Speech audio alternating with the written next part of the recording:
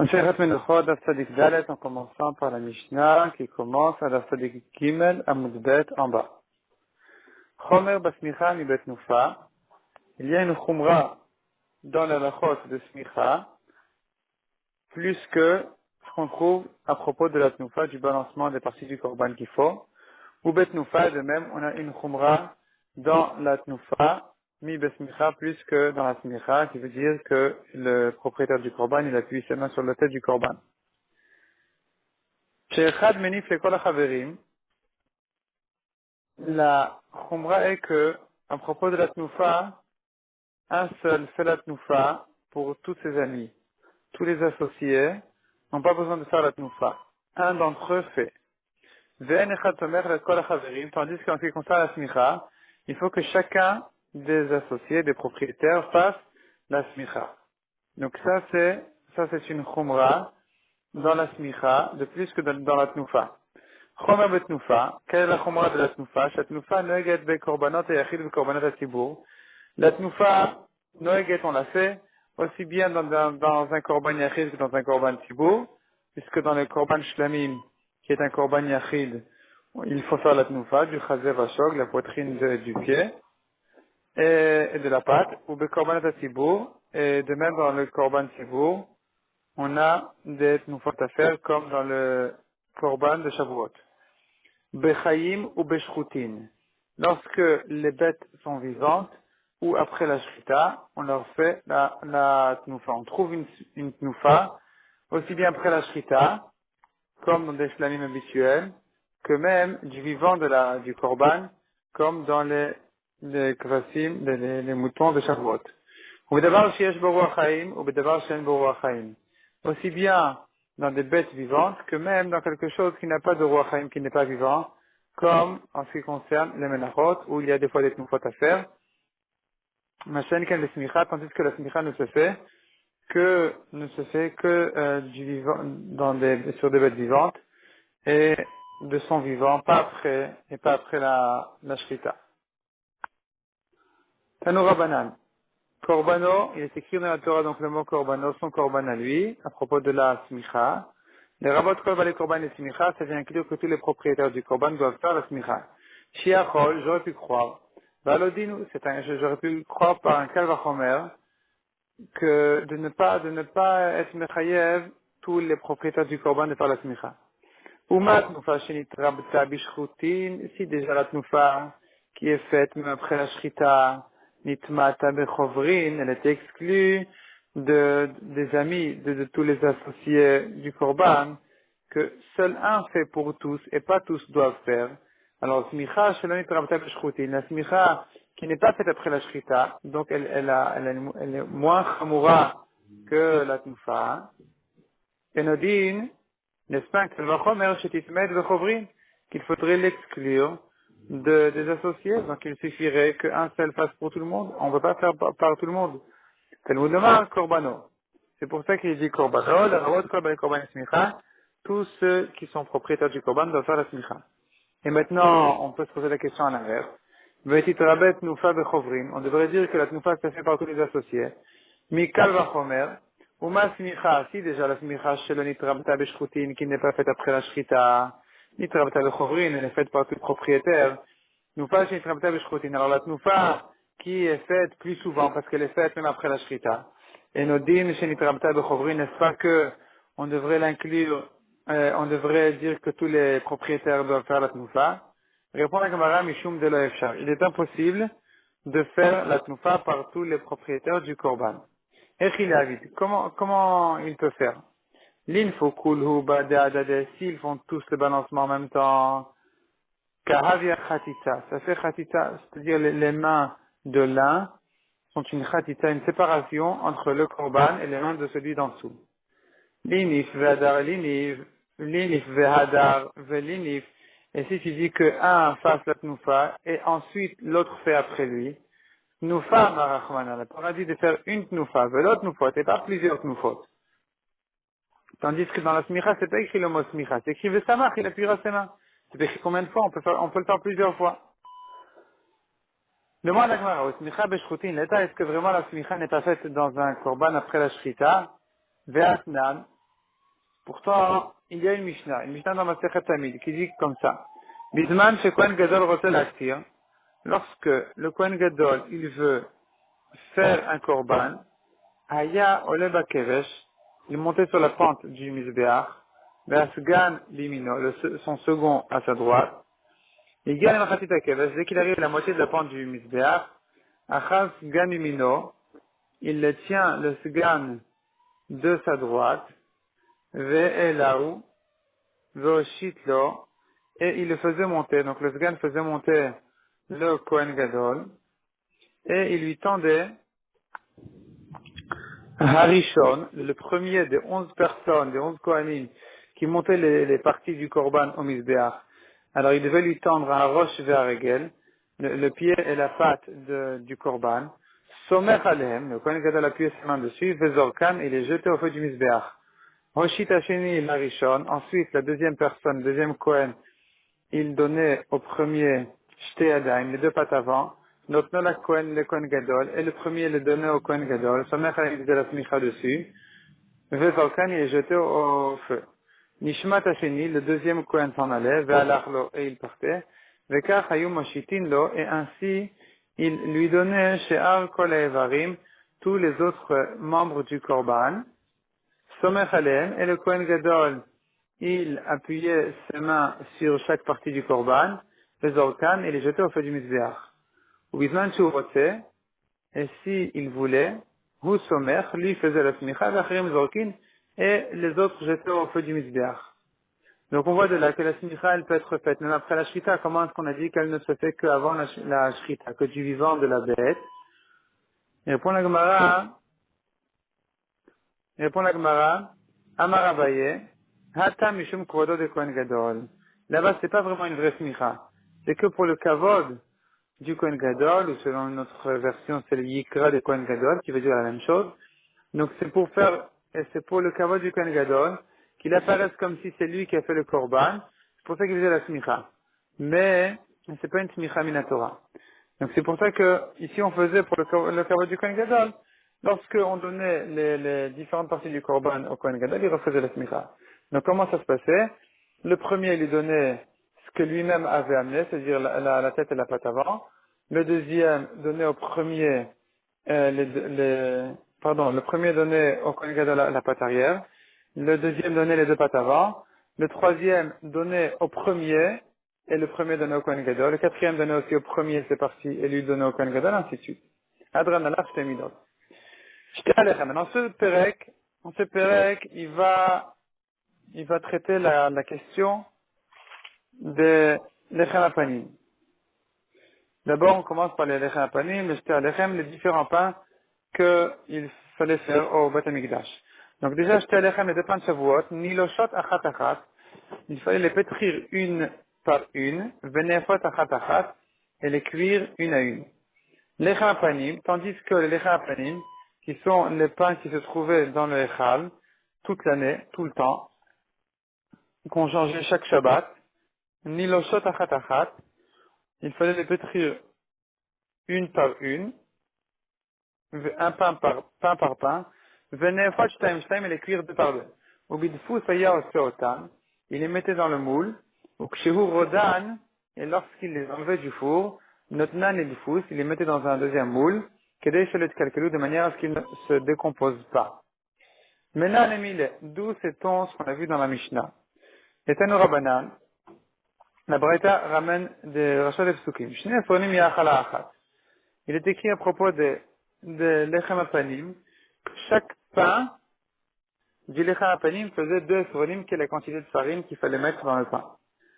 Mais l'Ahmed, de là on apprend, chez Niloshot Achat Achat, qu'il faut les pétrir une par une, parce que c'est écrit Achala Achat. Chaque Chala est faite séparément.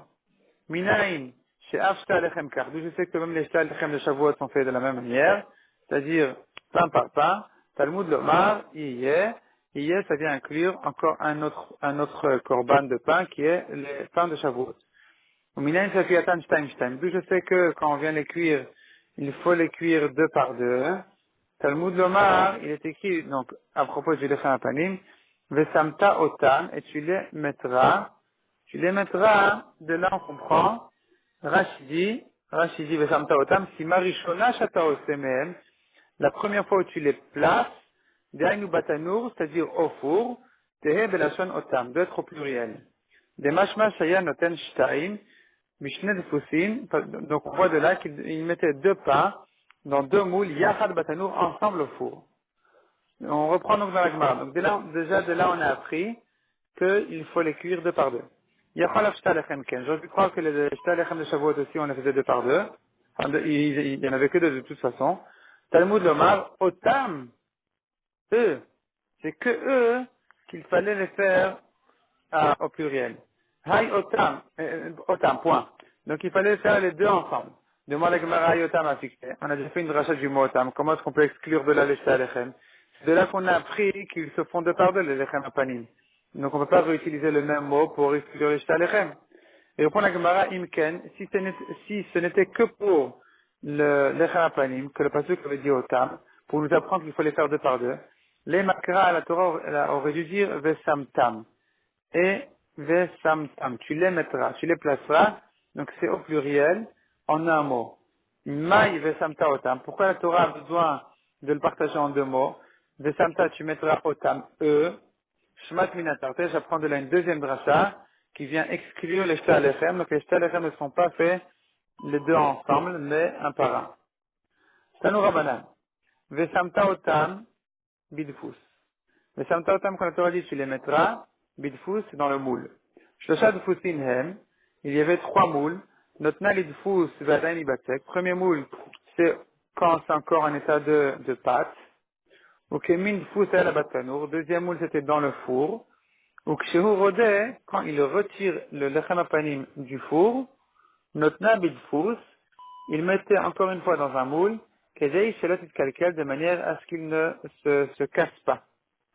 Demande la Gemara velihad bra lidfus kama, pourquoi il ne remet pas dans le premier moule? Et répond la Gemara, kevan de afela, il a cuit le pain, nafra, ça a gonflé, donc ça ne va pas rentrer dans le premier moule.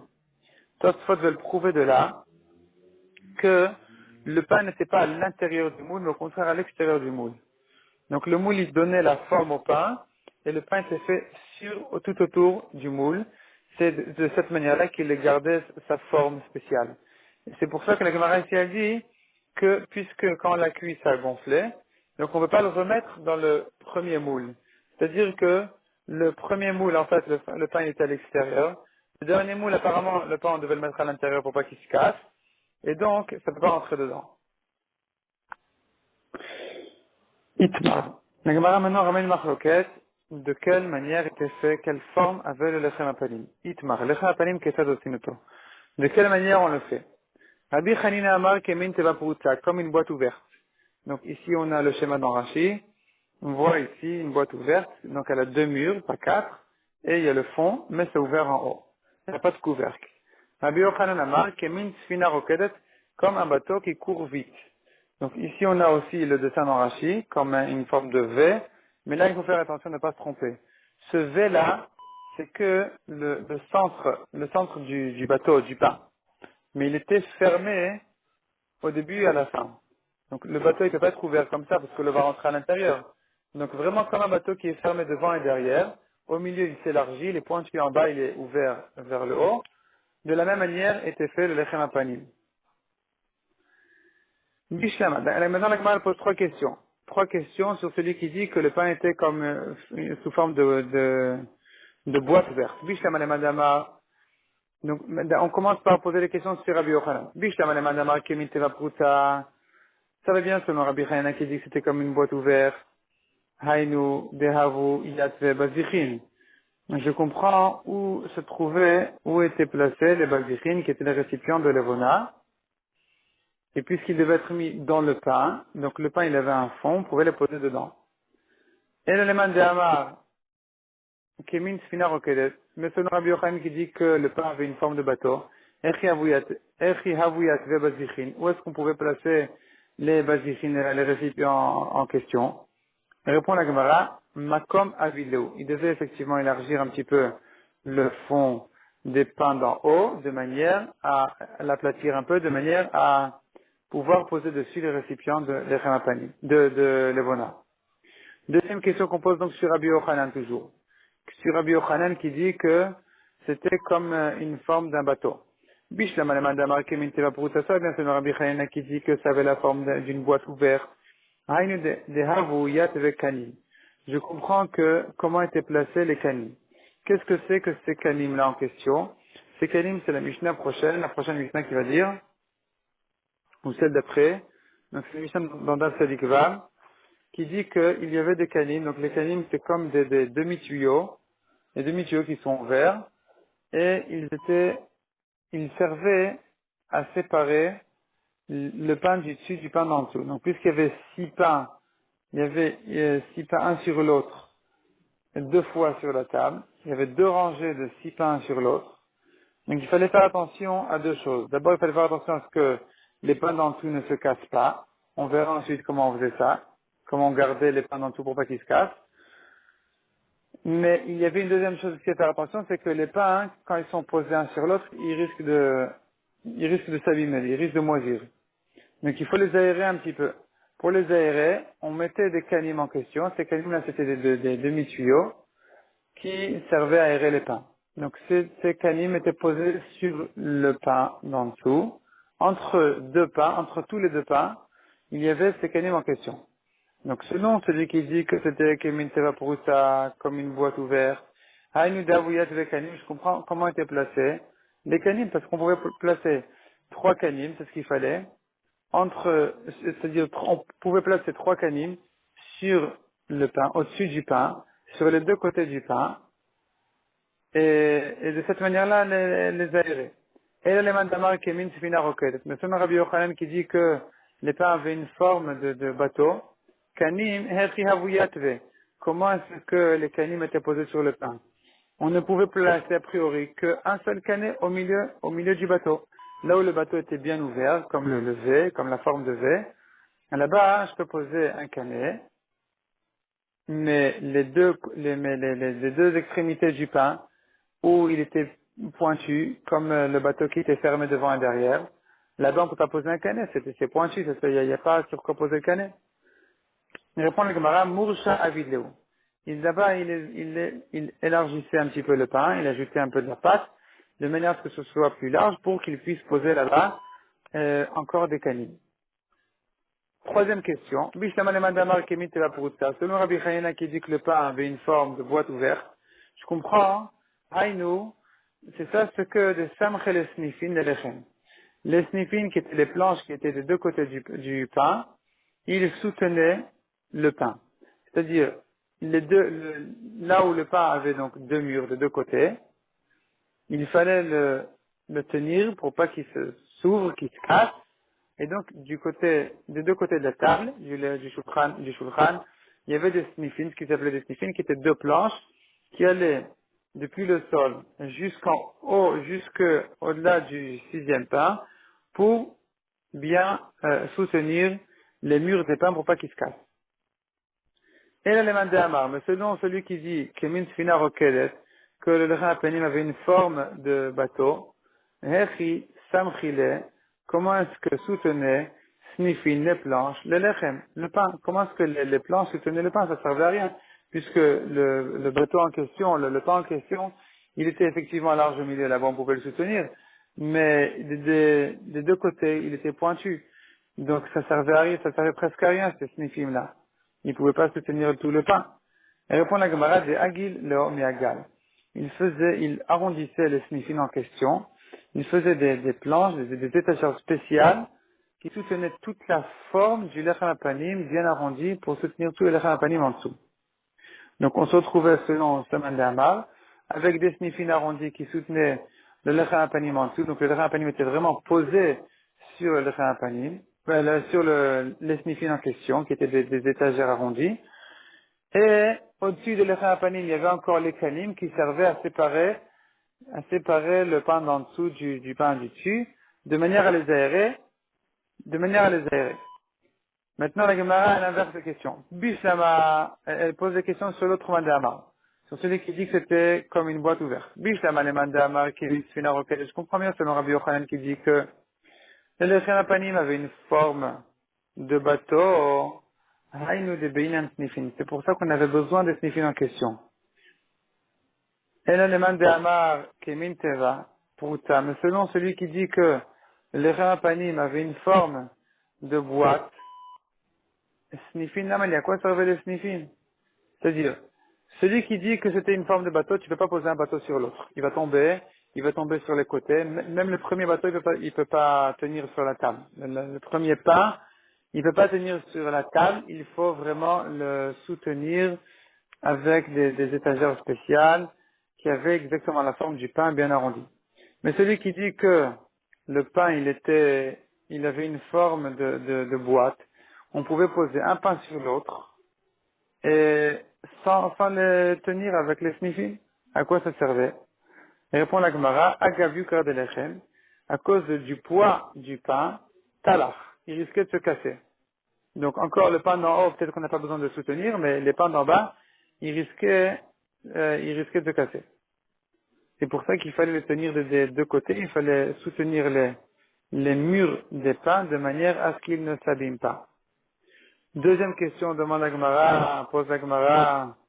Je comprends selon celui qui dit que le pain avait une forme de bateau roquelet qui court. Snifin al gabe shulchan, munachin. Je comprends que les étagères du pain étaient posées sur la table. Et l'élément d'amar kemin teva pruta, mais selon celui qui dit que le pain avait une forme de boîte ouverte, snifin echamanachlo, il n'y a pas de place pour les snifin en question, les étagères, on n'a pas où les placer parce que le pain, il occupe toute la place de la table.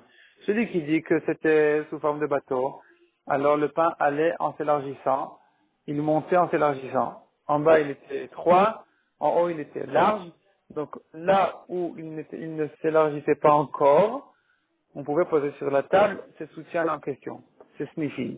Mais selon celui qui dit que c'est une teva pruta, c'est une boîte ouverte. Où est-ce qu'on pouvait poser ces sniffins-là? Il n'y avait pas de place sur la table, le pain occupait toute la table. Répond la Gemara. Alors la Gemara s'étonne. À Aramanachleu, est-ce qu'il posait vraiment les sniffins, les planches, par terre, sur le sol du Echad? Répond la Gemara, effectivement, comme ça. De Amaravia par Mamal. Et d'Ivra Omer Kemin Sfina Rokedet. Effectivement, selon celui qui dit que le pain avait une forme de bateau, snifin, al-gabé shulchan munachin, alors les étagères étaient posées sur la table. Tandis que les d'Ivra Omer Kemin Tevapruta, selon celui qui dit que le pain avait une forme de boîte ouverte, snifin, al-gabé, karka munachin. Donc effectivement, les planches étaient posées, les planches qui soutenaient le pain étaient posées par terre. La Gemara pose la question Keman Azlaha, comme qui va cette braïta qui dit Dama Rabbi Yehuda, Halechem ma'amin et asnifin. Le pain soutient les snifin. Vasnifin ma'amidin et alechem. Et les snifin soutenaient le pain. Comme qui ça va Keman Dama Kemin Tfina Roket. Ça va comme Rabbi Yochanan qui dit que le pain avait une forme de bateau. Et donc le pain, il s'appuie sur les snifines, puisqu'il était vraiment posé, les snifines avaient la forme du pain, il était arrondi, il avait la forme du pain, donc le pain pesait sur les snifines, et il les soutenait en quelque sorte, il les soutenait, il bloquait les snifines à leur place. Et inversement, les snifines, ils soutenaient le pain. Tandis que selon celui qui dit que c'était Kemin Teva pour ça, c'était une boîte, le pain avait une forme de boîte, on ne peut pas dire que le pain soutenait les sniffines. Les sniffines, c'était deux planches qui étaient verticales des deux côtés de la table, qui servaient à bloquer le pain pour pas qu'il se casse. Donc le pain ne leur sert à rien. C'est que ces deux planches-là qui servaient au pain. Donc si Rabbi Yehuda nous dit que le pain, il s'appuie, il soutient, il bloque les sniffines, ça ne va que comme Rabbi Yochanan, qui dit que les pains avaient une forme de bateau, et donc effectivement il se posait, il s'appuyait vraiment sur les sniffing.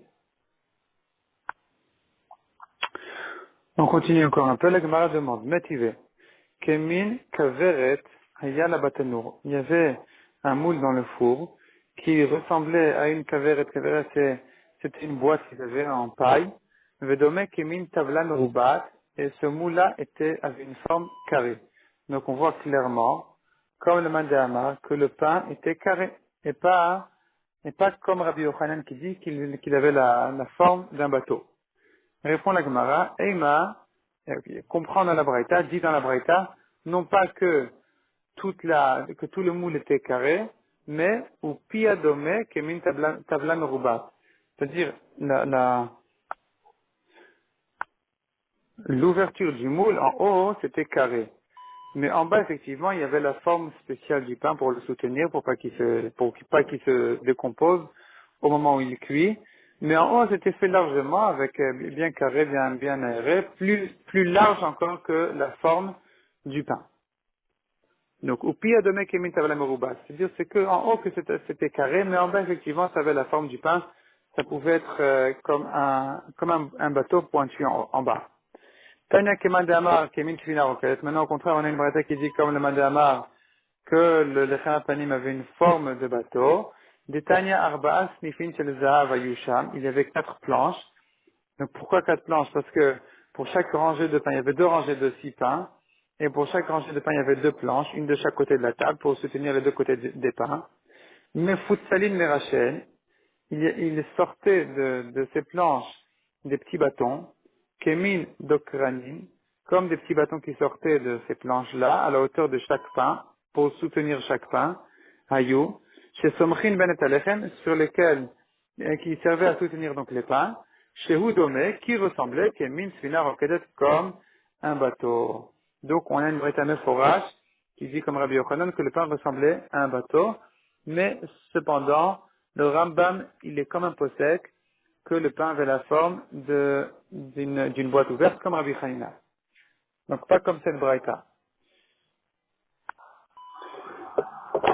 Je ne peux pas m'empêcher de comprendre le fond de la marloquette entre Rabbi Hanina et Rabbi Yochanan. Si le Lechem Apanim avait une forme de boîte ouverte ou une forme de bateau, que ça fait allusion à une autre marloquette, qui n'est pas vraiment une marloquette. C'est la différence entre les tzadikim, talmidei chachamim, et les hommes simples. Les tzadikim et talmidei chachamim n'ont pas besoin de faire de gros efforts, ou peut-être même pas d'efforts du tout, pour obtenir leur parnassa. Ce qu'ils ont besoin, leur petit pain, arrive chez eux. C'est ce qui se passait quand la manne tombait du ciel, et les tzadikim trouvaient la manne au seuil de leur tente, à l'entrée de leur tente, et ils n'avaient pas besoin de se fatiguer à le chercher. Alors que les autres avaient besoin de se fatiguer à le chercher de plus en plus loin. De même, la Gemara de Brachot ramène Machloket. Est-ce que la situation voulue est que un homme ne s'occupe que de sa Torah, de ses mitzvot, et les goïms, ils viennent lui donner sa parnassa, ou bien non, chacun doit s'occuper de sa parnassa, se fatiguer pour obtenir sa parnassa. En réalité, c'est donc ça ressemble un peu à ces différentes personnes. Ceux qui recevaient la manne chez eux, c'est qu'ils devaient se fatiguer pour recevoir la manne.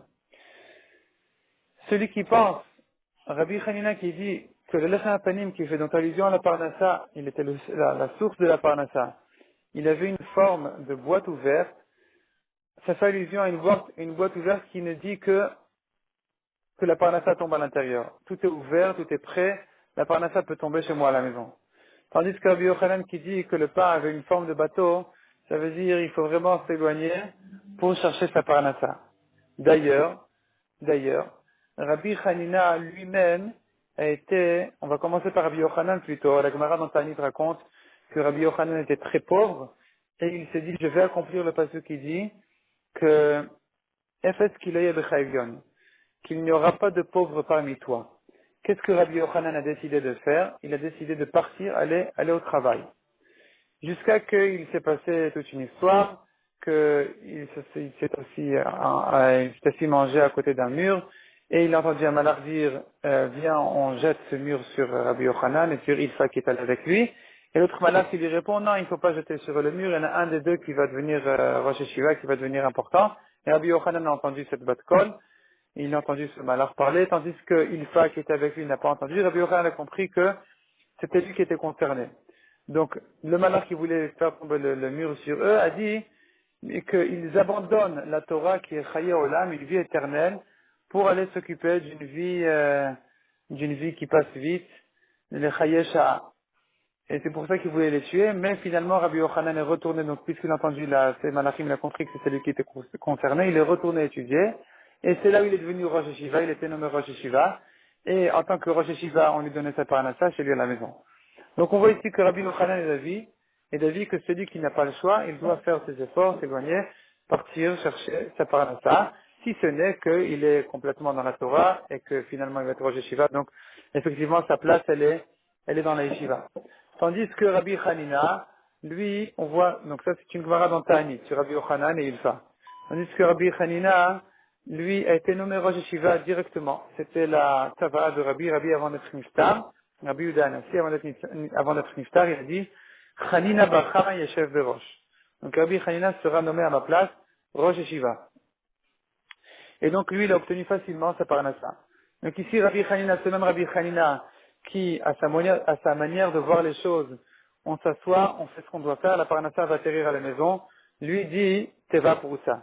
Lui dit que le lechem apanim, le pain, avait une forme de boîte ouverte, la boîte est déjà ouverte, la parnassa peut tomber directement à la maison.